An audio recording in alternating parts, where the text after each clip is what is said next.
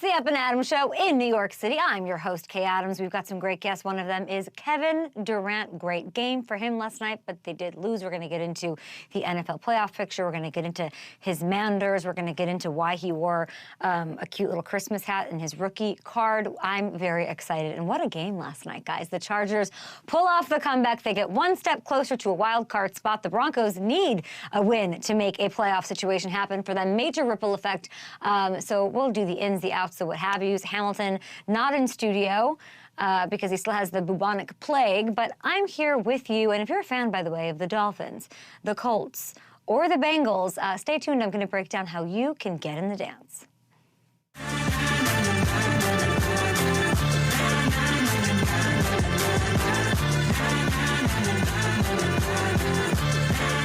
So excited to have Robert Mays from The Athletic on the program, The Athletic Football Show. I listen to it every Monday, and there was one drop last night. I didn't get to listen to it because I'm here in New York this morning, but I can't wait to hear what he has to say.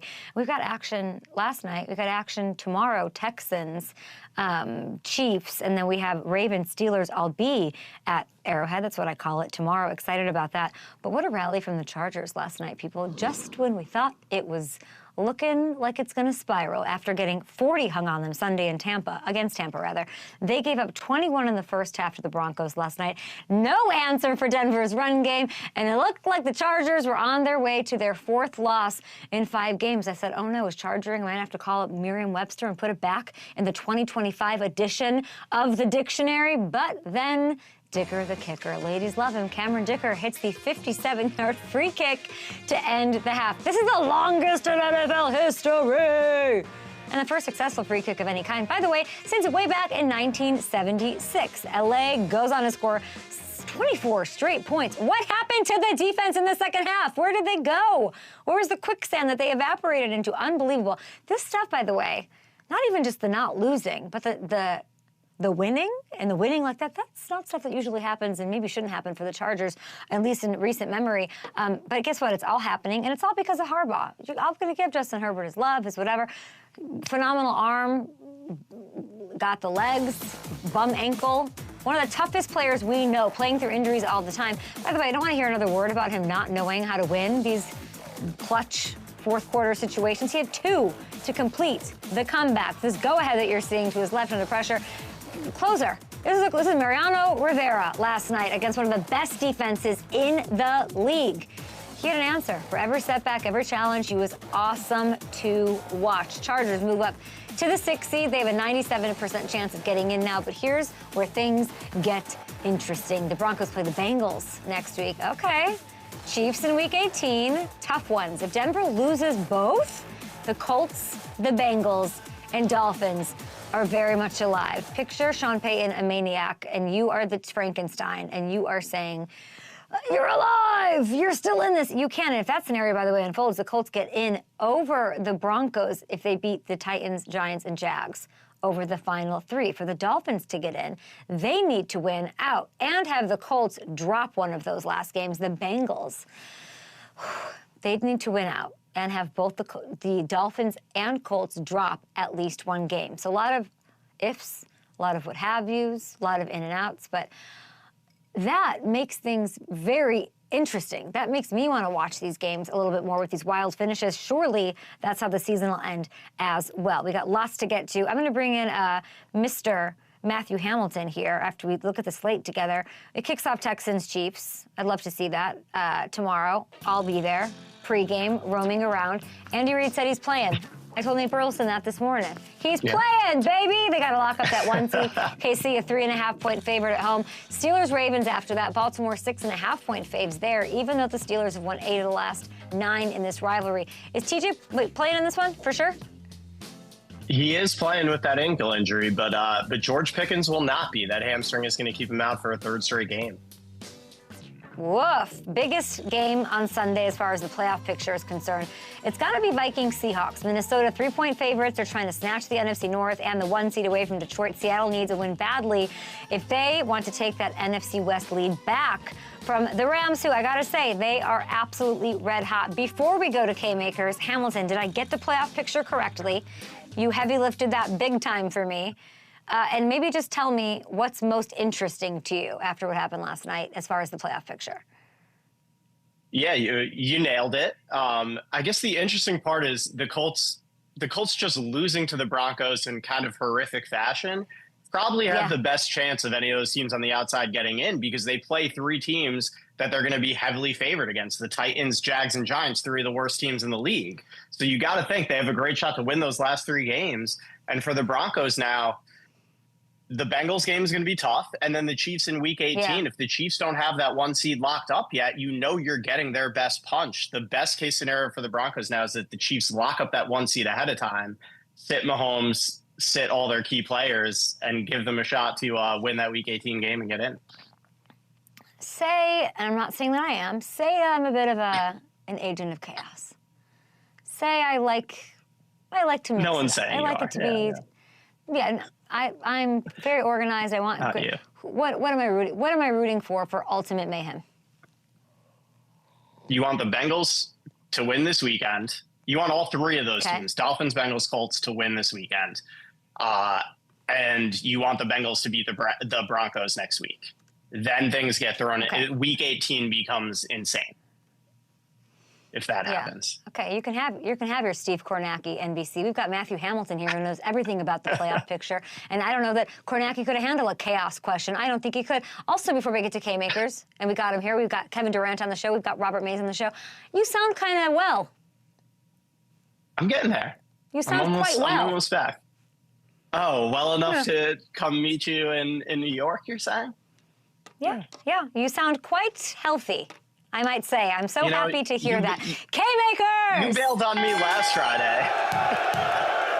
Love you, K-Makers, where I hit you with some anytime touchdown scores. I gave you Saturday plays on yesterday's show. Make sure to check those out on YouTube. Here's some picks for Sunday's action, okay? It's cold in New York. Let's heat up with Aaron Jones at Seattle, okay?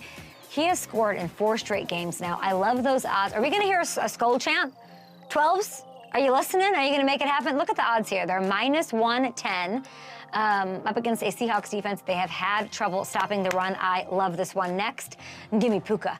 Give me that Puka Shell necklace. He's got the Jets. That secondary has been struggling lately. Puka has scored 4 touchdowns in the last 5 games. He is on fire, even though he does not have an Erewhon smoothie like Cooper Kupp does. Cooper Kupp does not have a catch since that Erewhon smoothie in L.A. Just saying. Finally, give me Sam Laporta at Chicago. He scored 2 on Thanksgiving Day against the Bears. Love the odds. It is plus 195 action. Given the history there, I like it. I don't know what the Bears are, what they're thinking, what they're playing for, what they're capable of. So these are my guys for Sunday action. Minus 110 for Aaron Jones at Seattle, Puka Nacua, and Sam Laporta. Okay, Hammer, a healthy Hamilton, is back here with some Hammer time. That's right. Here's what I'd like to talk about. And you were working on this all week. The Eagles, they have the best team in football potentially. They have a chance to clinch the NFC East if they can win against the Commanders. Kevin Durant on the show. Look out for that. We'll talk about it. The passing game was the story in the win over the Steelers. Jalen sits down. That's what you wanted to see, huh? People are talking about his pretty privilege. All these crazy storylines. You're not talking about that. You're looking at the tape. What are you seeing? Yeah, so we heard all the Eagles players and coaches after that game when they were asked, like, hey, was there an emphasis on the passing game this week? And they're like, no, it wasn't planned. We just reacted to how the Steelers were playing us. After going through it's BS. Because from the beginning of the game, we saw a different approach out of this offense. We know that they script those early parts. So there's an evolution that I want to look at here. Let's pull up the tape. You'll see here, nothing spectacular here. They have AJ and Devontae out wide, a heavier looking set. They're running tight end Grant Calcaterra up the seam. AJ's just going to run a slant behind that. Jalen gets us out on time, hits him in the window. Nice little completion here, but it's what happens after this that starts to get interesting, because they'll stay in the same personnel grouping, go no huddle, but go empty out of it. So you'll see at the top of the screen, you get AJ and Devontae in those condensed splits. You get Saquon here at the bottom of the screen with a corner on him, so you know it's probably some type of zone. The Steelers are confused. They're trying to get lined up. Devontae is going to run this drag across the middle of the field, and you'll watch as this unfolds. Nobody really picks him up here in the middle of the field, so Jalen's going to identify that, get him the ball. You want to talk about agent of chaos. Kellen Moore, with this no huddle, has become one. and Devontae's able to take off up the field. And we saw them go to this throughout the game, whether off of run plays, pass plays. This is another no-huddle situation. Same exact formation, same exact play. They just flip sides of the field. And you see Patrick Queen is on Saquon this time, which tells you is a dead giveaway of man coverage. This time, he could have thrown the drag again to Devontae, but you see that purple out there at the bottom of the screen is A.J. Brown. He sees a one-on-one man coverage matchup for A.J. Brown. Jalen's going to give him his shot, put that ball out there, let him make a play. I saw Dan Orlovsky talk about it this morning. The Eagles have used no huddle in their run game a bunch. We haven't seen them really do this in the passing game. This was the second most empty sets they've used in a game all season, going back to week 2. So this is another layer to this passing game. If you can stay in those same personnel, run-heavy personnel groupings and spread teams out, it's really hard to account for everybody in the passing attack. We know it's already hard to account for Saquon. This is another amping up of this offense that is going to make them super dangerous going into the playoffs. I can't wait to see this game. Go have fun with this one over on FanDuel Sportsbook. Empty sets and all. Who do you think you're talking to? Luke Kuechly? What do you think I'm Robert Mays of The Athletic? Empty sets. You know the numbers I look at? Yards, okay? I'm still in basics for football. 434 yards the Eagles put up on the Commanders the last time these two squads met. So now we've got Marshawn Lattimore. What we've all been waiting. Hamilton, you literally said to me they went and got Marshawn for this matchup to see how he can affect and limit and stifle and get in the way of A.J. Brown and how it impacts things. Philly's a 3.5 point favorite in this one. A.J.'s line for receiving, by the way, it's interesting. I sometimes have my stuff with like the lines and the regular and all that stuff. Like, what do you think? 77.5 that's a hard one. That is a hard one to pick. That's right there for me. You think well over, or what do you think on that one? 77.5 for A.J. Brown. Over. I think we see him. I think we see the over. I do. It's hard to keep him under wraps. And, I don't know if he has a monster game like we've seen in the past against the Commanders, but I think he gets to 80-plus yards. Yeah. I think Kevin Durant just heard you and wants to put you in a headlock. We've got, Superfan with the Manders, KD. We've got Robert Mays of The Athletic on the show. Kevin's picks coming and Robert's announcement.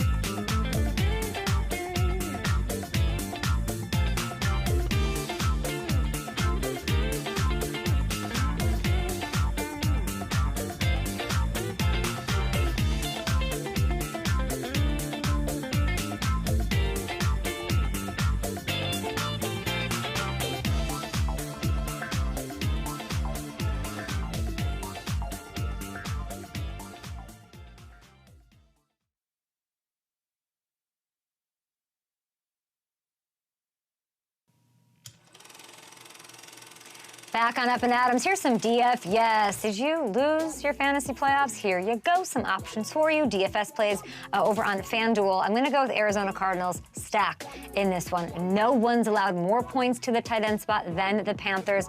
Trey McBride, who put him on the map for you?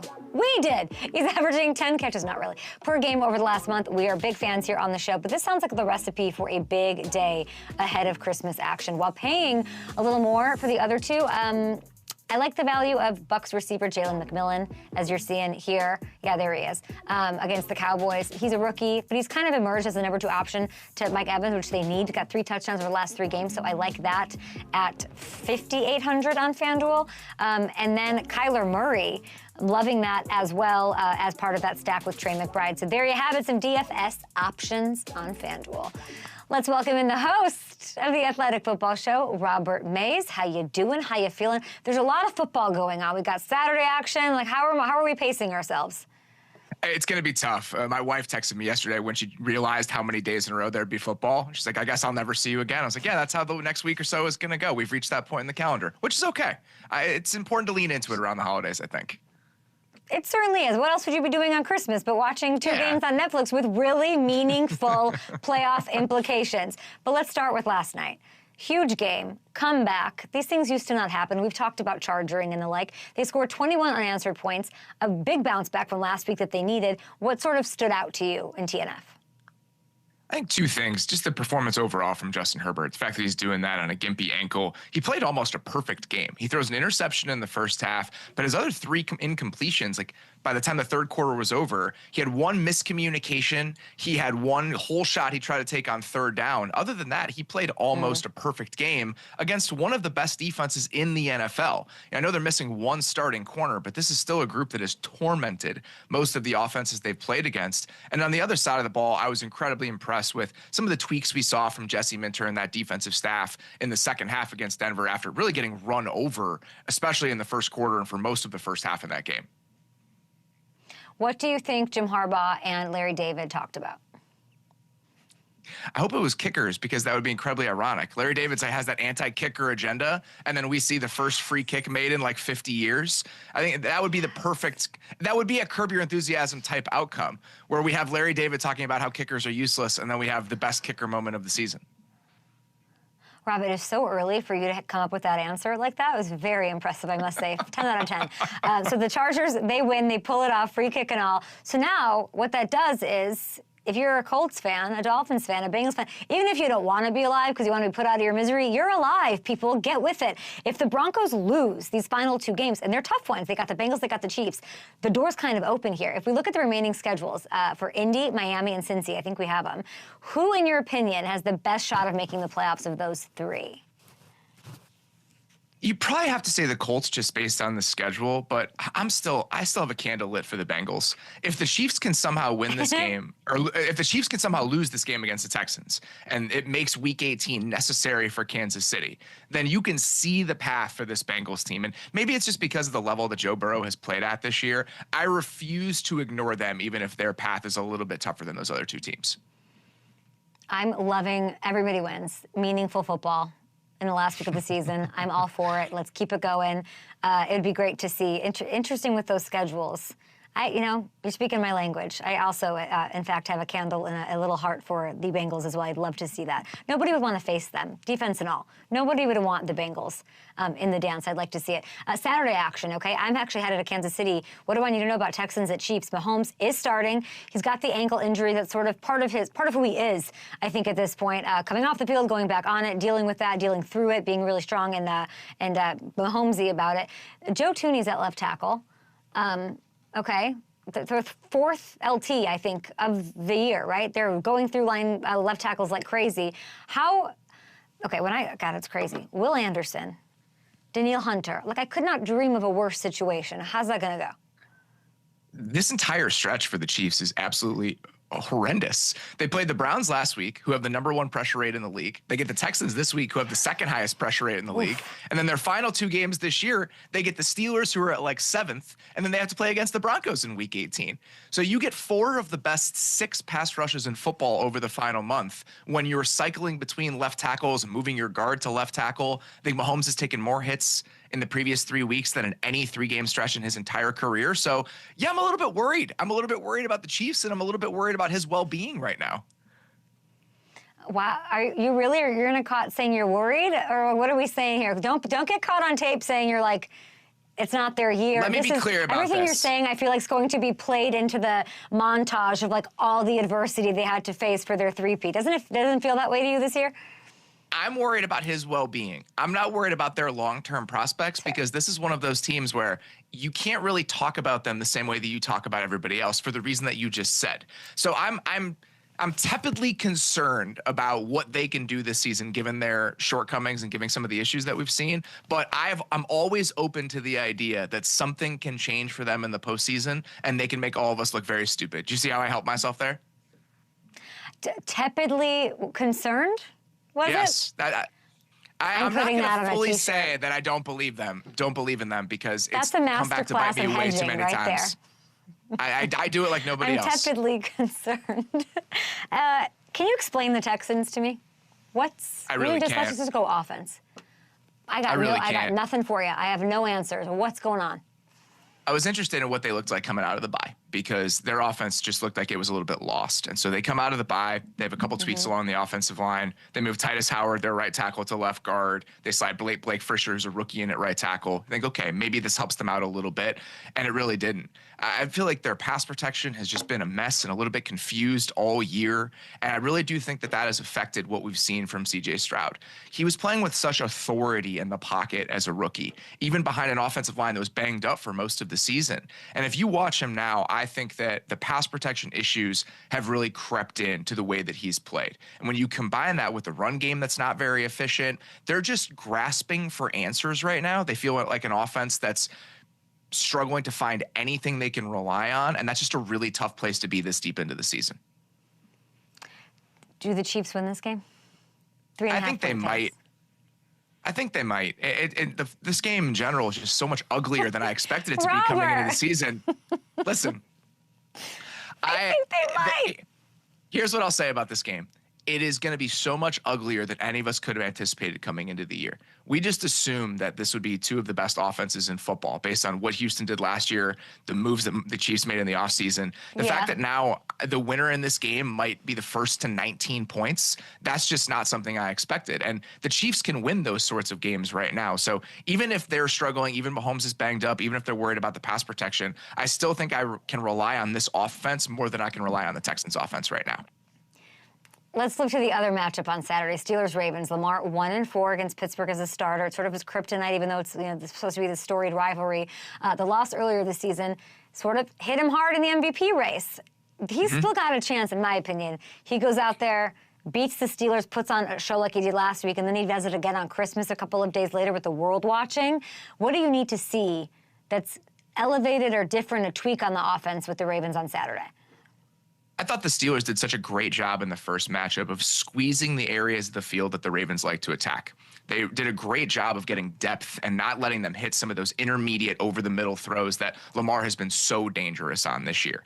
So if you know that that's how they're going to try to play you, what sort of answers do you have? Can you lean into the running game a little bit more? Can you kind of get a beat on some of the coverage that they're going to play against you? The Ravens, Lamar has been framed as having the Steelers problem, and I think that's a little bit overstated just because he hasn't played against the Steelers that many times. He's been hurt in a lot of those games. And last year, they lost to Pittsburgh in his only start with Todd Monken, and the Ravens dropped like 8 passes in that game.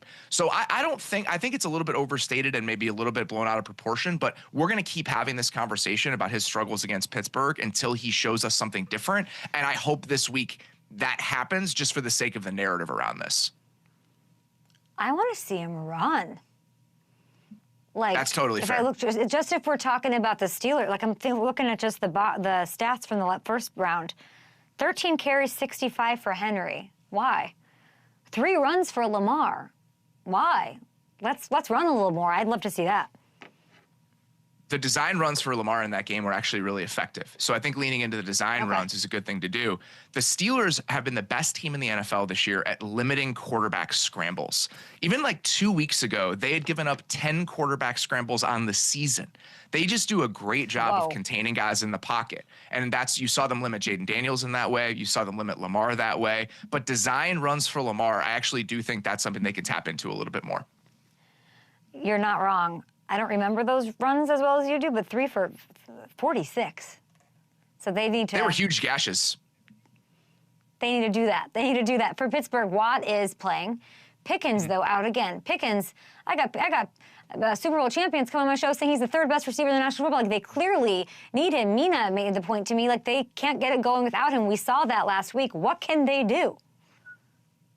I really don't know. I mean, you're looking at manufactured shot plays potentially. The Ravens secondary has struggled this year at allowing big plays. It's been better as of late since they moved Kyle Hamilton to safety. They've kind of figured themselves out back there, but I still think that they can be susceptible to some of those deep shots. So if you can scheme something up for Calvin Austin, if you can get a 50-50 ball for Mike Williams, that's probably what you're going to need. But we had this conversation on our show this week.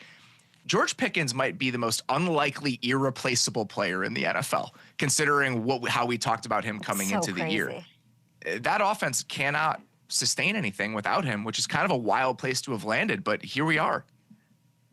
It's not a good place to be, though, as far as, what's important going into these playoffs with depth being one of them and having the go ball land in somebody's hands as another. The Ravens are favored by 6.5 points at home. Who takes this one? I'm giving the edge to Baltimore. I think that we saw the struggles that the Steelers offense had without Pickens, and I really do feel like we're going to see a little bit of a bounce back game from this Ravens offense, from Todd Monken, from Lamar Jackson. If you're playing on such a short week, right? You're playing and then you've got a Wednesday game. Are you thinking about that one? Is it in your head a little bit with these Ravens? Big implications. I'm thinking, not that they'd overlook this, especially this rivalry, this division race, but both teams playing, both have the same disadvantage. It's super interesting to see what it's going to look like tomorrow. And of course on Christmas on Netflix. So stoked about that. Another huge NFC match I want to get to. Vikings at Seahawks or at Minnesota. I don't know what the Seahawks whole situation is as far as their home crowd lately. But Geno Smith said that he does expect to play. He's got the knee injury. Tough as nails, this kid. Unbelievable. Even if he's back, why is this such a tough matchup for the Seahawks offense?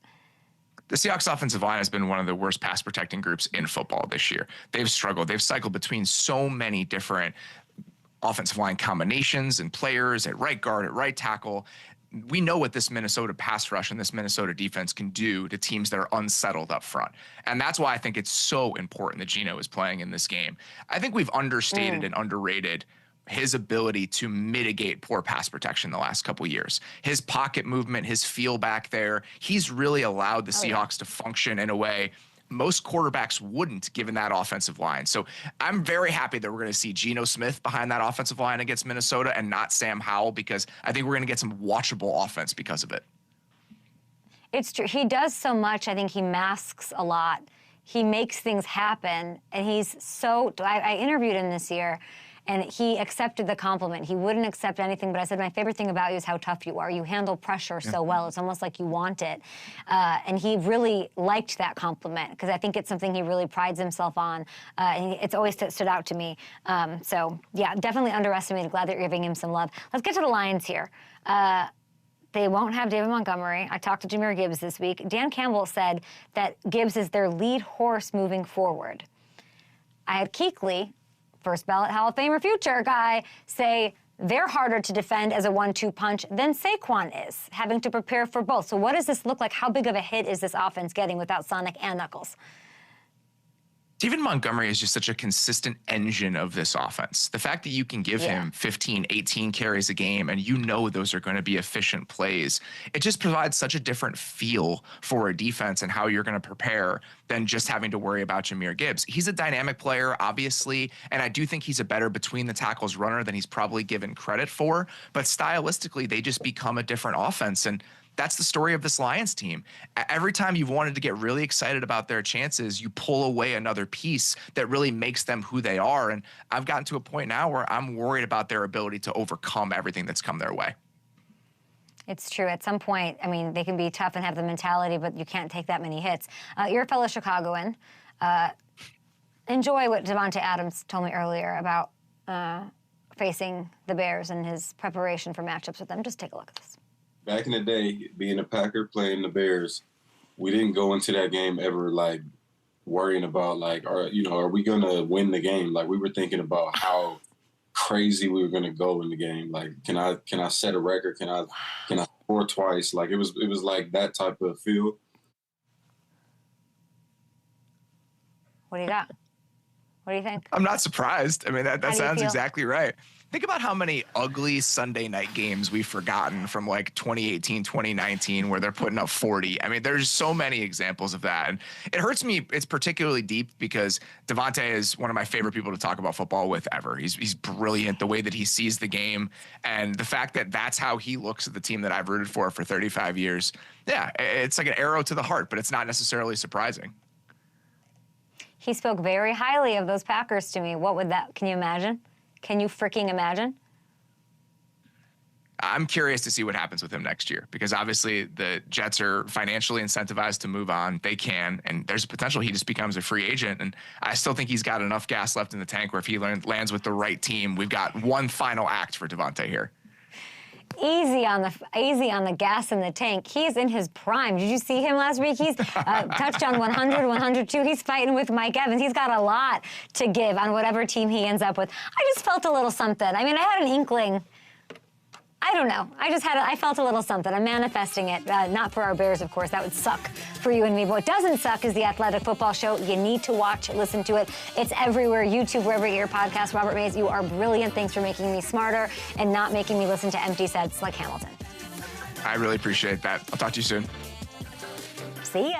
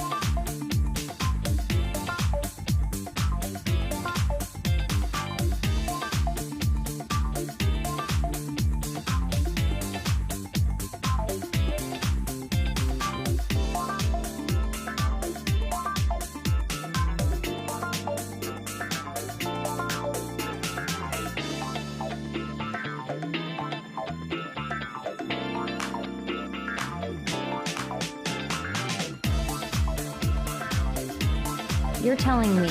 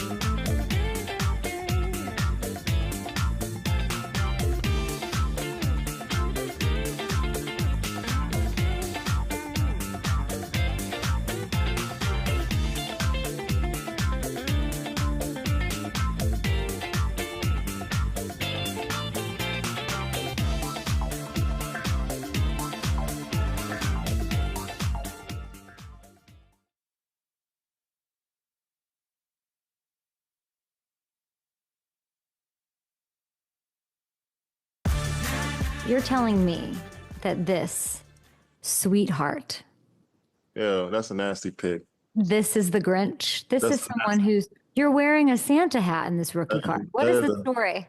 I got influenced. That was around the time when I was a teenager. I was heavily influenced, man. Somebody made me do that. I knew it. If they were to ask you to do this right now, Kevin Durant, what would the response be? Hell no. Hell no, says the Grinch. What's wrong with the All-Star rules format? Can you explain it to like a 5-year-old? I don't. It's like 4 different teams. You play a couple of games. It's like a tournament style. Just not really my thing. But we'll see, man. We'll see. We'll see if it'll stick and people start to like it, especially the players. The players are the ones that matter. So we'll see what happens. When you say something like that and it goes everywhere, that I'm getting messages about it, that like, do you know it's going to do that, or do you just truly not think about it, say what you feel, and not think about how the internet's going to take it? Yeah, I should know. I should know better. I think those is one of those conversations you have internally with the guys. I probably should have just, I probably should have said something else, to be honest. I should have just said that I hated it, and then you turn around. Yeah, I've worked for the league, basically. I can't be going up against the league like that, you know. But that was my opinion. That was the truth. That's how I really felt. But if I do get selected to become an all-star, it's not like I'm going to be pissed off that I'm playing or going. It's just, you know, an opinion. I know I'm going to get at least 500,000 votes from you. 500,000. I'm just going to be sitting there like a slot machine, just getting it done, as you know. Don't make me laugh, Kevin. I'm not laughing during this interview. I'm not laughing. It's okay. It's all right. Don't worry. Don't let them. Can I ask you another question since you didn't like that Rookie of the Year thing? Yeah. Card? What is this? What is this? It's like a dagger, you know? It's a dagger to the heart. If I could explain to you, Kevin, the joy, like I've watched it 500,000 times. I'm obsessed. That's you workshopping your celebration move. I know. I only did that because you said something. And then you were in Utah and didn't let me know until we left Utah. So that was me just paying homage to you, even though you were in Utah but not at the game, which was terrible. You didn't invite me to the game. What would you like me to do, Kevin? Walk up to the whatever? Kay Adams. What do you mean? You can get tickets. You didn't even ask your new bestie. I don't want to ask you. I don't want to bother you. You know if people probably bother you? All right, man. Can we go on with the show since you don't want to bother me for tickets? That's what friends are supposed to do. You don't look at me as that on that level yet. I would never want to bother you. The stab thing I loved. I mean, you are kind of an actor. I know that you can sing and rap. Is Kevin Durant an actor also? No, not even close. And nothing about me fake. I'm all real, baby. All real. But you had a little something to you in that thing. What inspired that move? Is it something between you and the player? What is that? That was the last shot of the game. That was like the dagger shot. That was the one that sent everybody home. You know? That was the Rapunzel's boyfriend with the knives thing that's on your Twitter. Exactly. While I was deep diving into Kevin Durant internet this week, as I do, your warm-up routine came up. And I heard you say that it helps you with off-balance shots. You're spinning. How did that come to be?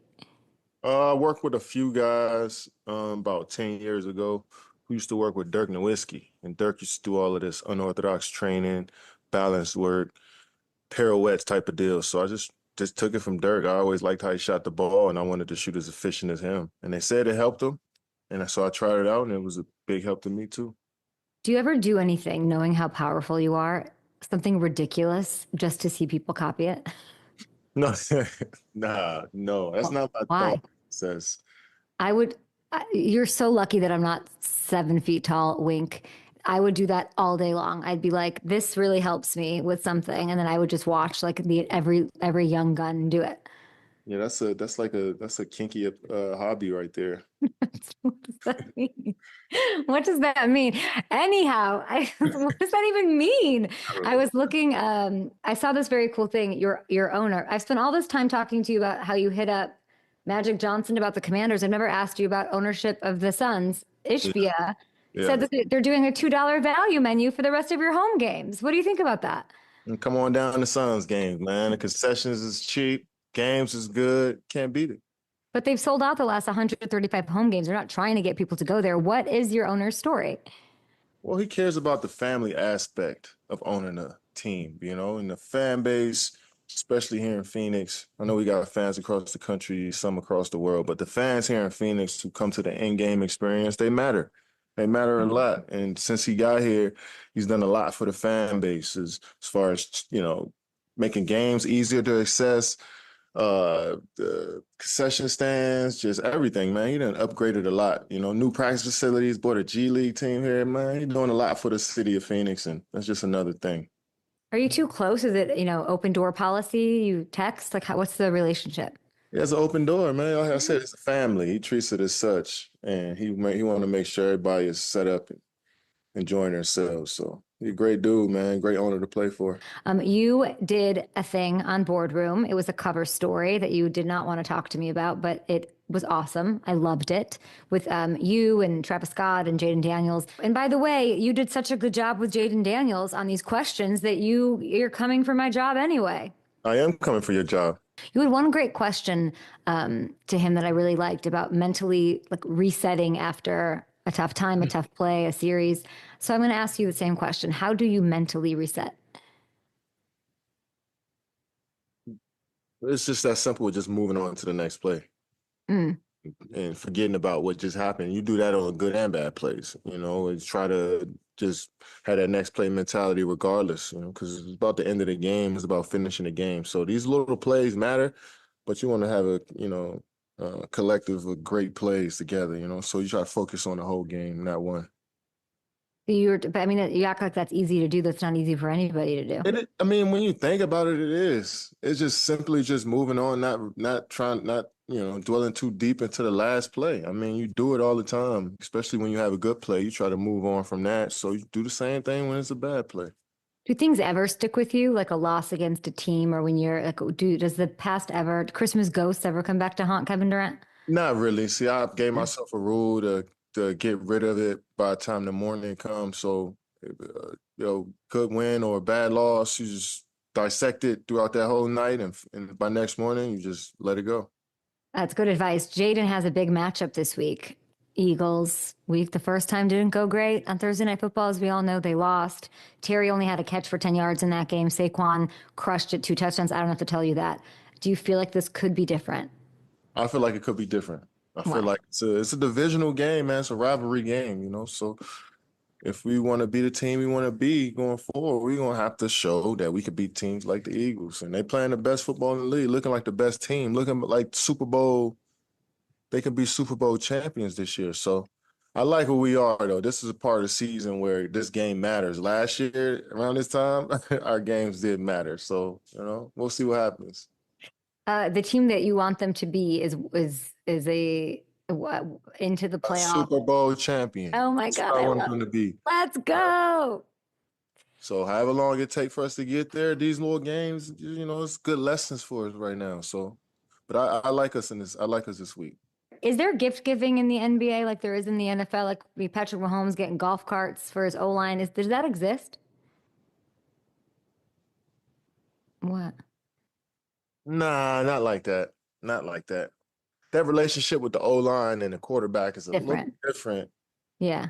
So yeah, you got to take care of your guy. And then the pay scales are a little, different for the O-lines. And they don't make that much money, do they, O-linemen? Yeah, they make hella money. They're living like kings, Kevin. Yes. They can eat whatever they want. Especially around the holidays. They don't have to look good. They're getting paid crazy. That is true. They don't have the fame. You'd love to be an offensive lineman because you'd have all the perks and you wouldn't have to deal with people. Exactly. That would be a perfect position. But no, we don't. My first few years in the league, guys did a little Secret Santa here and there, every year. But that stopped. But no, not a lot of gift giving in the league. Will you get me a copy of the rookie card with you in the Santa hat? That's all I want for Christmas. You have one? Oh no, that was just a picture. It's just a copy. It's not the real thing. I'll think about it, Kay. I know you have one somewhere. I'll think you and some guy named Horford are the only ones I could find with a Santa hat. Okay, I was watching the Packers game and I thought of you, of course, because you said you're not going to get got by them. How often are you thinking about me when you're watching? We're not going to go. What are you doing? just- Kevin, Jordan Love, let's talk about him. No, I really was. I was watching and I was thinking about how you just weren't going to go against them. And now I feel like they are the team that's going to go on the run here in a minute. Green Bay, you think they can Yeah, win? I do. Yeah, I think they're with their defense. I think if they get to, I do. I think they could certainly make noise. Jordan Love, look what he's like 4-game stretch, not turning the ball over. What do you think? No, I love where they're playing. They use a lot of their players. They use their bench. That's what I like about that team. And then they play hard, man, for their coach, you know. So we'll see. And Jordan Love is playing great football. About a quarterback, you can't turn the ball over. So always set yourself up for a good game when you keep that ball in your hand. Yeah. Do you think that MVP will be interesting? Because we have Lamar playing on Christmas. You know that's a big deal. He just came off that crazy game. But on Christmas, if he has another game like that, after beating the Steelers this week, he could still get it. Yeah, I still like Josh Allen for that, though. I think Josh Allen had the biggest win out of any quarterback maybe this season, going in there and beating Detroit like that. Didn't they beat the Chiefs this year too? Yeah, Bills did. Yeah, and they had bigger, more primetime games. But Lamar has the numbers. You can't. I mean, Yeah, of course. But Josh Allen got some great numbers too. I think at that point it's just who had the more signature wins, to be honest, right?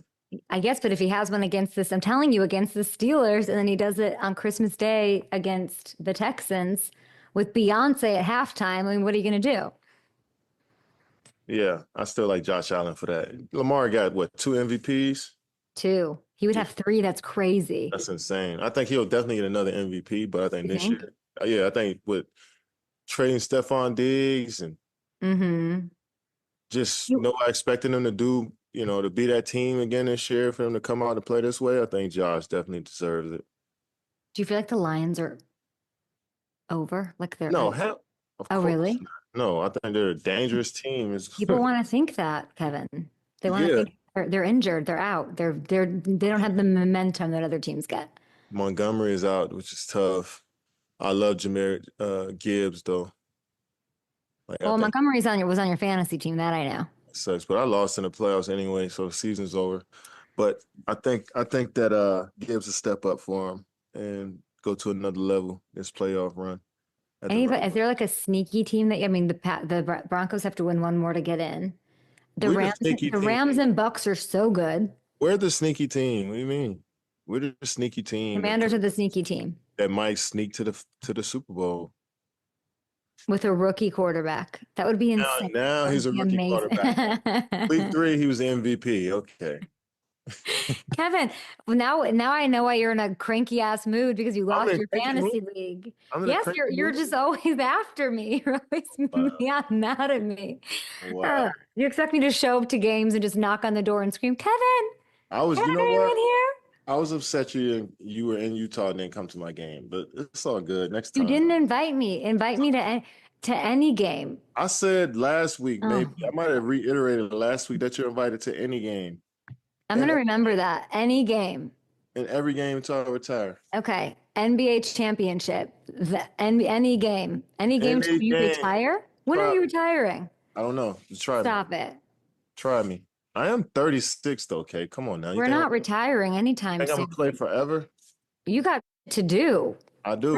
We're not retiring. No, but hey, how am I supposed to handle all this? Just not you. All the on my phone, just what the season is like with all the rumors. How do I handle that? Just don't listen to anything. When Shams tweets it, just listen to him. Anything else, then don't even listen to, because there's a lot of sources, fake sources out here from these guys who hear a lot of and they try to report it. If Shams reports it, then it's probably true. Yeah, I like that you call it Shams, not Shams. I call him Shams. You last week told me not to listen to Shams. You don't remember. Don't listen to Shams if you got something to say about me. Anybody else, you can listen to Shams/Shams.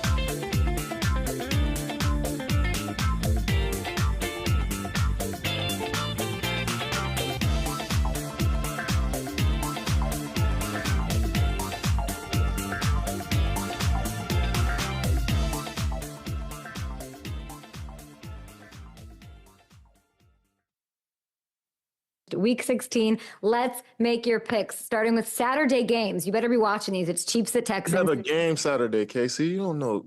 That's crazy. You don't even know my schedule. You have a game. You play on Christmas. All right. You play on Christmas. Play on Christmas. We're not sure about Mahomes yet. The Chiefs are favored at home. I'll be at the game. You should come. Who are you taking? If Mahomes is playing, I'm taking the Chiefs.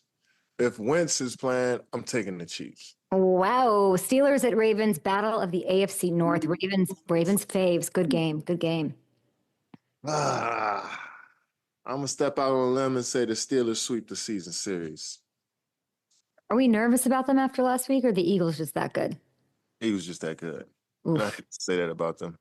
I know what they're like. I don't even know what could hold them back. Lions at Bears. Lions. Bears look dismantled. They look like they're ready for the off season. Give me the Lions. And they lost last week. They're ready to bounce back. Rams at Jets. Rams first place in the West, favored heading into MetLife. Rodgers and Devontae, though, what a game last week. The second half was insane. And it's hard to pick against them too, but I've been picking them all season. But I'm going to go to Rams. I think they're playing good football right now. Vikings, Seahawks in Seattle, where you could hear "Go Pack, Go" chants for some reason last week. Vikings favored on the road. Why is that funny?